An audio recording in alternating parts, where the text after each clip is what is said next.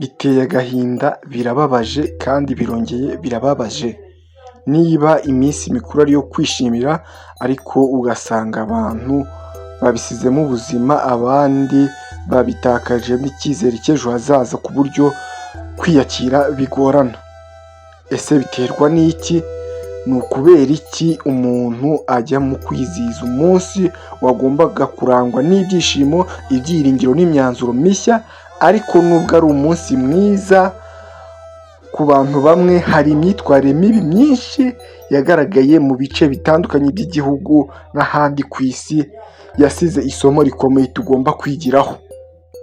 Uyu munsi tugiye kuganira ku myitwarire mibi yaranze uyu munsi, impamvu yabayeho, ndetse tunagaruke ku ngaruka zayo mu gihe kizaza niba tutayikosoye hakiri kare.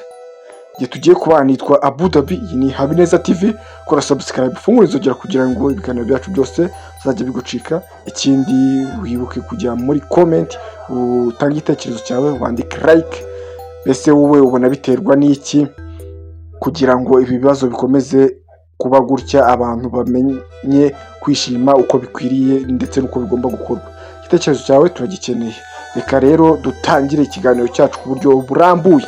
Igice cya mbere, imyitwarire mibi yaranze tariki ya 1 Mutarama 2026. Ingingo ya mbere, gusinda bikabije n'ubusinzi bwo ku rwego rwo hejuru. Ku wa tariki ya 1 Mutarama 2026, abantu benshi binjiye mu mwaka mushya basinze bikabije. Bamwe batakaje ubwenge, abandi bakora ibikorwa biteye isoni. Abantu bagaragaye baryamye mu mihanda, intonganya n'imirwano idafite ishingiro, ababyeyi bananiwe kwita ku bana babo kubera ibisindisha. Ibi byerekana ikibazo cy'imyumvire n'uburere, aho kwishimira ubuzima umuntu akabwica. Kabiri, impanuka zo mu muhanda. Hari impanuka nyinshi zakozwe n'abashoferi basinze cyangwa batwaye imodoka nabi. Abantu bapfiriye mu mpanuka, abasirikare, abapolisi n'abatabazi bakoze ijoro n'umunsi. Imiryango yinjira mu gahinda umwaka ugitangira. Ibi byerekana ko umunsi umwe mubi ushobora gusenya ubuzima bw'umuryango wose. Gatatu, ihohoterwa n'ihohotera rishingiye ku gitsina. Mu minsi mikuru harimo na tariki ya 1 z'ukwa 2026, ihohoterwa ryiyongera cyane. Abagore n'abakobwa bafashwe ku ngufu, abagabo bakubiswe mu mirwano yo mu tubari, amakimbirane mu ngo kubera inzoga. Ibi ni icyaha gikomeye gifite ingaruka z'igihe kirekire ku buzima bwa muntu. Ubusambanyi n'imibonano idakingiye. Abantu benshi binjiye mu mwaka mushya batitaye ku buzima bwabo. Indwara zandura mu mibonano mpuzabitsina, inda zitateganyijwe, gusenyuka kw'imiryango. Umunezero w'iminota mike ushobora kuvamo ibibazo by'imyaka myinshi. Igice cya kabiri, ingaruka z'igihe kizaza.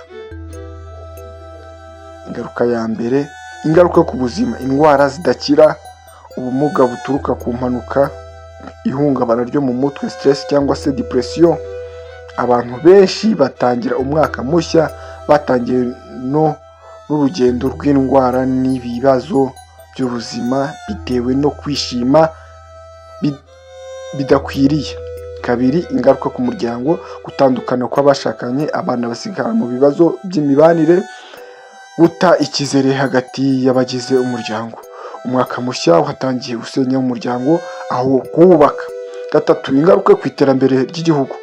Abantu bakiri bato bahinduka abaremerewe n'igihugu, igihombo cy'amafaranga mu buvuzi n'umutekano, kugabanuka k'umusaruro w'igihugu. Imyitwarire mibi y'umuntu umwe igira ingaruka ku gihugu cyose. Igice cya gatatu, isomo n'inama dukwiriye gukura muri ibi byabaye ku itariki ya 1 z'ukwa 2026, ku buryo imyaka itaha bitazongera ukundi. Bavandimwe, tariki ya 1 z'ukwa 2026 igombaga kuba intangiriro nziza, ariko yadusigiye isomo rikomeye. Kwishima si ugusenya ubuzima, inzoga sizo zubaka ejo hazaza. Umutekano n'imyitwarire myiza ni inshingano za buri wese.